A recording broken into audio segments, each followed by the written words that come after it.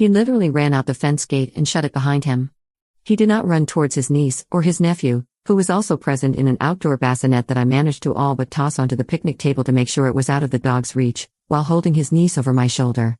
I put her on the barbecue to keep her out of reach, but the dog was literally jumping and snapping, and I was worried that if I tried to carry her, since I'm short, it would manage to grab her out of my hands. It chased me when I ran for the shovel, but then I swung at it, and I swung, and I swung, and I swung until it stopped. I don't think I will ever forget the sound or feeling.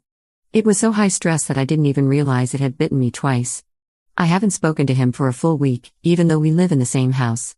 I didn't ask where he went, he only came back a few minutes later to pack us into the car and drive us to the hospital. He's getting angry that I'm giving him the silent treatment, but I feel like it's his fault that I had to possibly end that animal. I don't know if the pit bull made it, I haven't asked. If he had gotten the bear spray, which I literally keep in my purse for if I am ever attacked by an animal or otherwise, then I don't think I would have needed to do what I did. It was literally just inside the door, and he knows where I keep it. Instead, he literally took off to God knows where. Me and 2 children, whom I'm not even related to, could have lost our lives. It might not even be relevant, but I don't even like kids.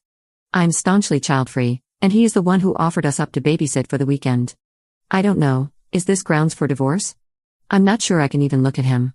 Any attraction I had to him is pretty much gone. He tried to touch me yesterday, just to move me so he could pass, and I smacked his hand away without even thinking about it, like he was some stranger at a bar, because it was literally jarring.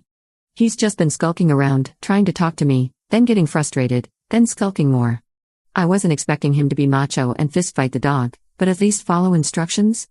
At least not leave me in a life and not life situation with a toddler and an infant?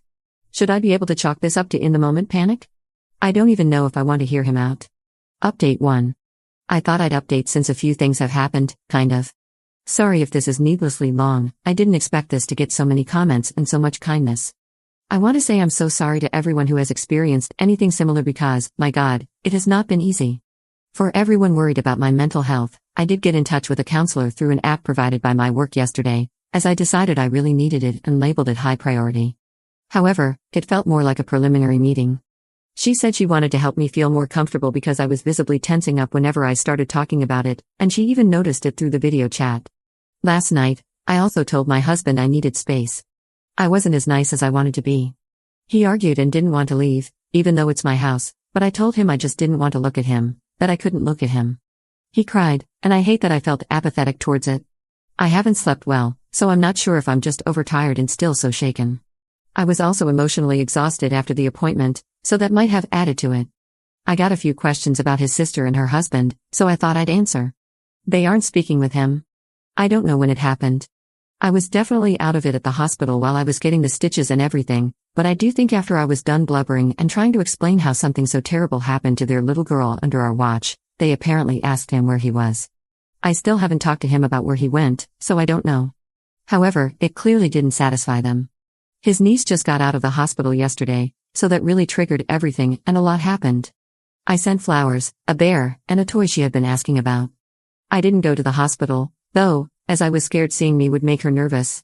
But his sister and her husband sent me flowers too, and it made me bawl again. I'm just a freaking mess, honestly. The father sent me a long message that I haven't been able to get through, but it's the sweetest thing anyone has ever sent me. He also sent me a $1,000 Visa card. I literally thought I was reading the amount wrong. They are good people, and I still feel terrible that I couldn't have done more for her. Everything's just replaying in my head. Anyway, I obviously haven't looked into filing yet, but I am not against the idea of it. It really did help me feel better about wanting a divorce over this. I know fight or flight can't be helped, but now I think I realize that it's okay not to want to be with someone who would leave you behind. I think I can say I'm a fighter, and I want a fighter with me.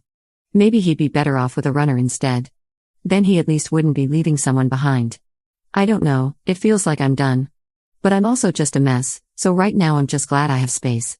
Thank you for making me feel like I wasn't being ridiculous, though.